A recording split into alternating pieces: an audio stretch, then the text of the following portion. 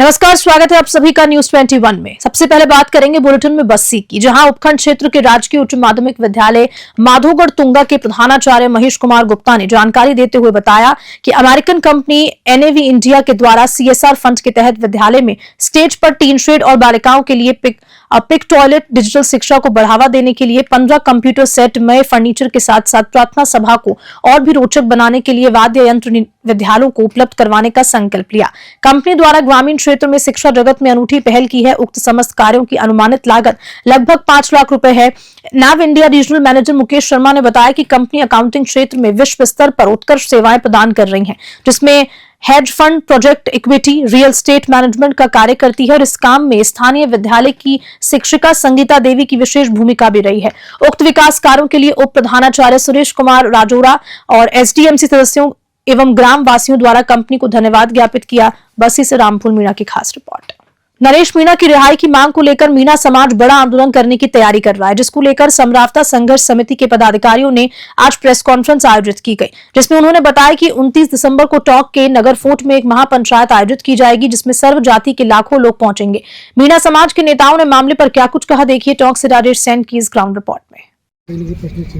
वो फिर क्या करना है? नहीं, इस प्रोग्राम में शामिल होंगे। इस प्रोग्राम में जितने नेता जो गांव के अंदर आए वो सारे नेता, तमाम नेता इस प्रोग्राम में शामिल होंगे और सभी की यहाँ पे इच्छा है और सबसे हमारी बात भी चल रही है। कौन कौन लोग हैं जिनसे आपकी बातचीत चल रही है, जो लोग आएंगे? नहीं, हमारी जो बात चल रही है, हमारी उधर रोहत साहब से भी चल रही है, बेनीवाल जी से भी चल रही है हमारी बात, चंद्रशेखर जी से भी हम बात करेंगे और इसके बाद में हमारे जो विजय बेसला जी है, इनसे भी हम बात करेंगे। तो जितने भी जो लोग हैं हम सबसे बात करेंगे और सबको यहाँ पे इस प्रोग्राम में बुलाएंगे। कांग्रेस के बड़े नेताओं ने यहाँ पर आने से नहीं आए, उसको लेकर क्या कहेंगे? कांग्रेस के नेताओं कांग्रेस के नेता क्यों नहीं आ रहे हैं, ये तो उनको समझना चाहिए, क्योंकि जब इतना बड़ा जो करते हो गया और फिर विपक्ष में जो कांग्रेस बैठी हुई है फिर भी मौन धारण करे हुए हैं, तो इसका मतलब कहीं ना कहीं मैं तो ये कहूँगा कि कांग्रेस और बीजेपी दोनों का एक छुपा छुपी का जो रास्ता है वो बना हुआ है इनका, कि ये गलत करे बीजेपी वाले तो कांग्रेस वाले नहीं बोलेंगे और कांग्रेस वाले बोलेंगे तो बीजेपी वाले नहीं बोलेंगे। तो ये बिल्कुल साफ जाहिर है। और मैं आपको बताऊं, इसका जो असर है ये 2028 में जब इनका जो पूरे राजस्थान, पूरा मैं कह रहा हूँ पूरा भारत देख रहा है, इस इतना बड़ा जो कांड हुआ है ये पूरा भारत देख रहा है कि कौन आदमी उनके बीच में गए। आज अगर मान लो मैं नेता हूँ और मैं जनता के बीच में नहीं जाऊँगा उनके दुख दर्द में, तो मैं किसका नेता हूँ? इसका मतलब मैं मेरी रोटियाँ सेक रहा हूँ। तो हम लोग आम आदमी हैं और आज हम नेता चुन के भेजते इनको, और फिर भी अगर ये हमारी टाइम से संभाल नहीं पहुँच रहे तो ये खाई को नेता? इसका मतलब ये सब भ्रष्ट है और इन्हीं का कराया हुआ प्रशासन के ऊपर इनकी शेयर, जितने भी जो नेता कहीं ना कहीं इनका हाथ है। इन नेताओं में सचिन पायलट भी शामिल है, सचिन पायलट समेत बड़े नेता भी शामिल हैं इनमें, कहीं टोंक के लोकल नेताओं से लेकर। मैं व्यक्तिगत किसी के लिए नहीं कह रहा हूँ, मैंने ये कहा कि जितने जो कांग्रेस है या बीजेपी है, मैं तो दोनों दलों को कह रहा हूँ कि दोनों के लोग वहाँ पे जो प्रमुख नेता है कोई भी नहीं गया, तो उससे साफ जाहिर होता है। उससे 29 तारीख को फैसला लेंगे, निर्णय का आगामी क्या निर्णय रहेगा उसमें? नहीं, मैं महापंचायत में इसके बाद में वहाँ पे हम फैसला लेंगे आगे हमें कहाँ गूंज करनी है, और वहाँ यहाँ पे हमारा जो लक्ष्य है वो पूरा रहेगा। क्योंकि महापड़ाव ये मैं आपको बता दूं कि अगर मांगे नहीं माने तो हो सकता है ये हमारा जो आंदोलन है ये 1 दिन की जगह 2 दिन भी हो सकता है। इसमें अभी कई सारी रूपरेखा अब तय होगी इसके अंदर, मैं आपको बता दूं।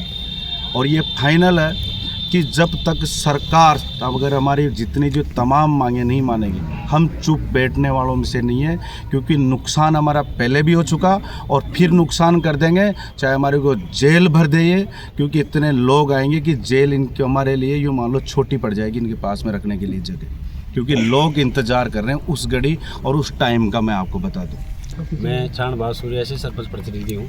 कितना आक्रोश है लोगों में इस घटना को? आक्रोश तो हमारी बस की बात थोड़ी, पत्रकार बोलते जो हम इतनी मीटिंग 2 लाख लोग इकट्ठे कर लिए, ये आक्रोश की देन है जो मीटिंग हो रही है बार बार।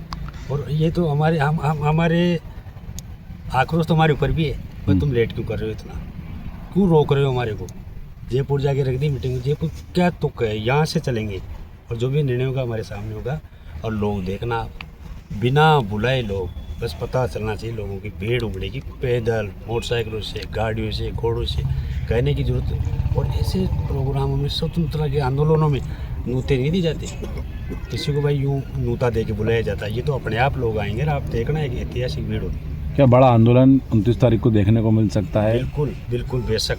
जिस तरह से लोगों में आक्रोश है, लोगों के फ़ोन आ रहे हैं और लोग करें, अपने आप उनको करने की जरूरत नहीं पड़ेगी। और आप देखना जिस दिन 29 को एक ऐतिहासिक ही महापंचायत होगी। अब महापंचायत किस तरह का रूप लेती है वो तो सडनली होता है।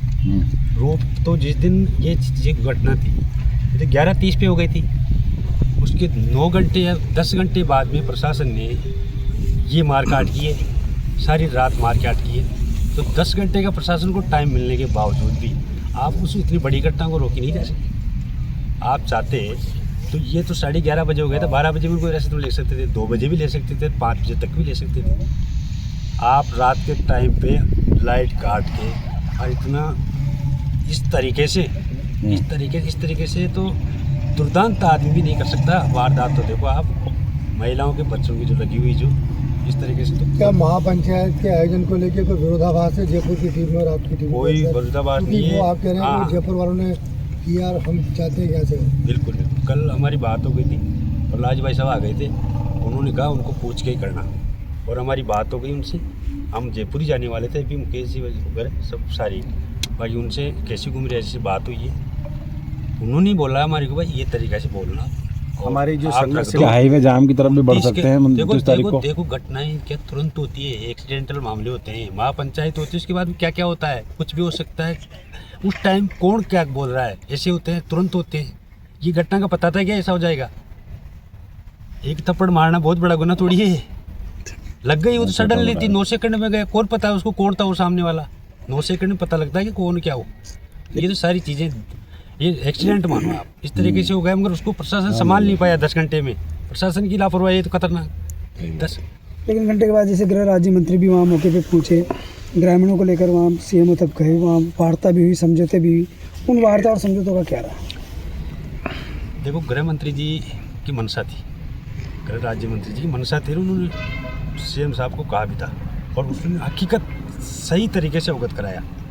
मगर बाकी और भी लोग एपिसोड में ना, इसमें और भी तो है ना, यहाँ के सांसद महोदय हैं, सिटिंग सांसद हैं, उनको जाना चाहिए। अभी नवनिर्वाचित विधायक हैं, इनको जाना चाहिए। राइट तो इनका बनता है। पहले ये हैं वहाँ के जनप्रतिनिधि, ये भी तो सवाल पूछते। केसी मीणा जी जो चुनाव लड़ रहे थे, उनको भी जाना चाहिए। बीकानेर की महाजन फील्ड फायरिंग रेंज के नॉर्थ कैंप में तोपाभ्यास के दौरान चार्जर फटने से बड़ा हादसा हो गया। इस दर्दनाक घटना में 2 सैनिकों की मौके पर मौत हो गई, जबकि एक अन्य सैनिक गंभीर रूप से घायल हो गया। घायल सैनिक को सूरतगढ़ के मिलिट्री अस्पताल में भर्ती कराया गया, बाद में उसे हेलीकॉप्टर से चंडीगढ़ भेजा गया। इस मामले पर लूणकरणसर सीओ नरेंद्र पुनिया ने क्या कुछ कहा, देखिए बीकानेर से लोकेश भौरा की इस खास रिपोर्ट में। सुबह इतला मिली थी कि महाजन फील्ड फायरिंग रेंज में नॉर्थ कैंप में, चार्ली कैंप के पास में जो टैंकों से प्रैक्टिस कर रहे थे आर्मी के, तो उस दौरान एक टैंक में राउंड लोड करते समय जो चार्जर होता है वो फट गया था, जिससे टैंक के अंदर आग लग गई थी। टैंक में 3 आदमी थे, एक आर्मी कमांडर जिसको टैंक कमांडर है आशुतोष मिश्रा है, देवरिया यूपी से हैं, और एक गनर हैं जो जितेंद्र सिंह है, दौसा से हैं। दोनों की डेथ हो चुकी है। उड़ीसा से जो ड्राइवर हैं वो उड़ीसा से हैं, वो काफ़ी क्रिटिकल स्थिति है, उसको हेलीकॉप्टर से चंडीगढ़ ले गए हैं। तो अभी रिपोर्ट तो नहीं दी है, मौका देखा है। दोनों जवानों के शरीर को अभी मिलिट्री हेडक्वार्टर सूरतगढ़ ले जाएंगे, वहाँ से फिर वो कोई रिपोर्ट देंगे तो आगे कार्रवाई होगी।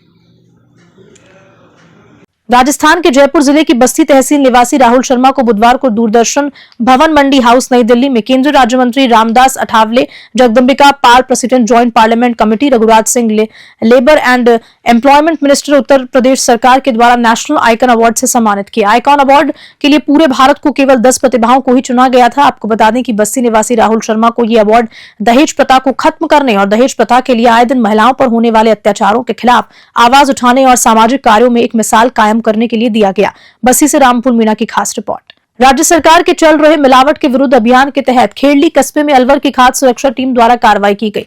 कस्बे में विद्या देवी स्कूल के पास शहद में मिलावट को लेकर सूचना मिली, जिसको लेकर शहद विक्रेता की तलाश की गई, लेकिन कस्बे में इस तरह का कोई भी कारोबार नहीं मिला। खाद्य सुरक्षा अधिकारी केशव गोयल ने क्या कुछ बताया, देखिए खेड़ली से अखिलेश शर्मा की रिपोर्ट में।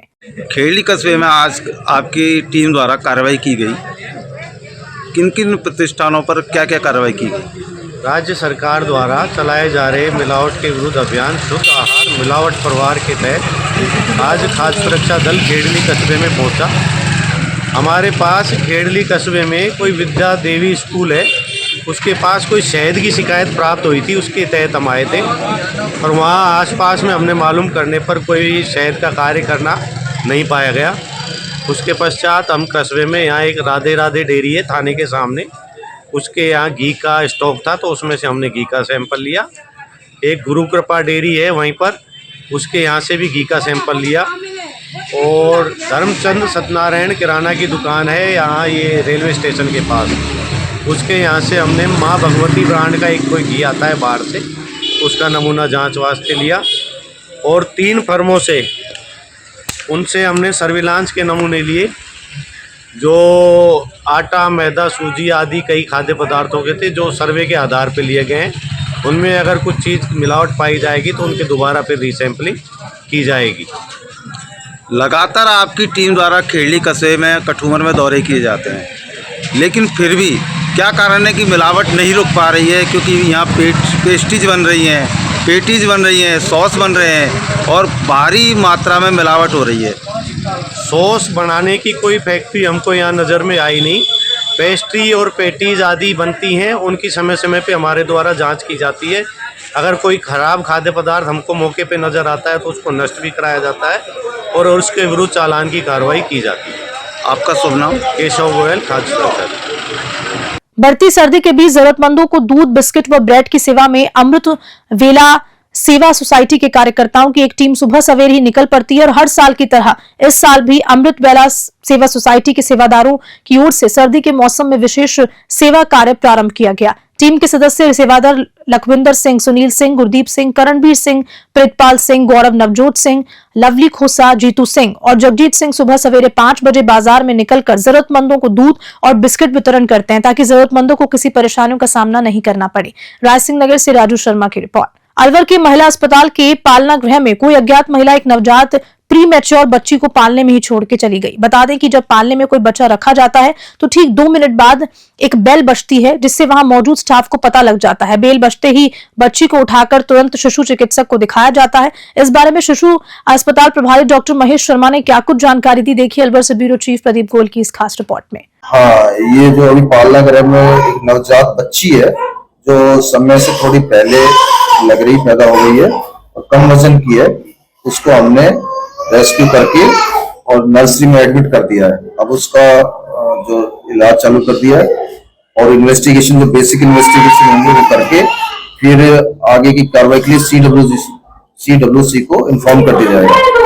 वो वहाँ के प्रतिनिधि आके बच्ची को शिशु गृह में शिफ्ट करा देंगे। पहले हम देखेंगे बच्चे में कोई दिक्कत नहीं है, यदि सब स्वस्थ हुई तो आगे उनको भिजवा दिया जाएगा। ये आज सुबह अभी मुझे सूचना मिली कि पालना गृह में करीब 12 बजे करीब अभी लेके आए थे उसको। ये 1 दिन की बच्ची लग रही है।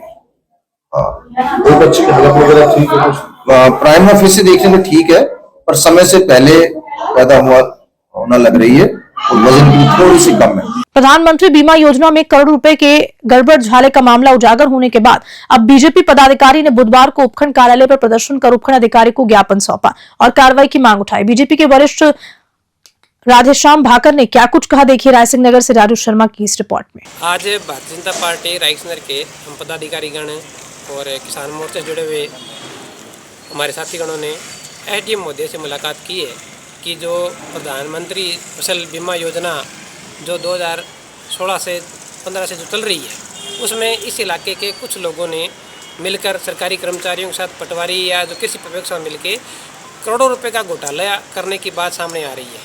तो हमने उनसे निवेदन किया है कि वो इस संबंध में एक विस्तृत जांच करके संबंधित जो कंपनियाँ हैं, इंश्योरेंस कंपनियाँ, उनसे उनका डाटा लेके कि किस किसान के खाते में कितने पैसे आए हैं। हालात इतने खतरनाक है, आप सोचिए कि आम किसान के खाते में जहाँ 100, 200 और 500 रुपये, 1000 रुपये आना भी मुश्किल हो रहा है, वहाँ इन कुछ लोगों जो कि सिलेक्टेड लोग हैं और कई सालों से लगातार आ रहे हैं, इन्हें खाते में 50,000, लाख, 2 लाख, यहाँ तक कि 3-3, 4-4 लाख रुपए इन खाते में बीमे के नाम पे आए हुए हैं। तो एक बहुत बड़ा घोटाला है और सबसे बड़ा इसको जो नुकसान हो रहा है वो हमारे के आम किसान को हो रहा है, क्योंकि ये कंपनियां पिछले कई सालों से छोटे किसानों का बीमा कर ही नहीं रही है। उनका ये कहना ये है कि आपका जो प्रीमियम है वो बहुत कम है और हमारी जो यहाँ इस इलाके में जो बीमे की जो रकम है वो ज़्यादा है।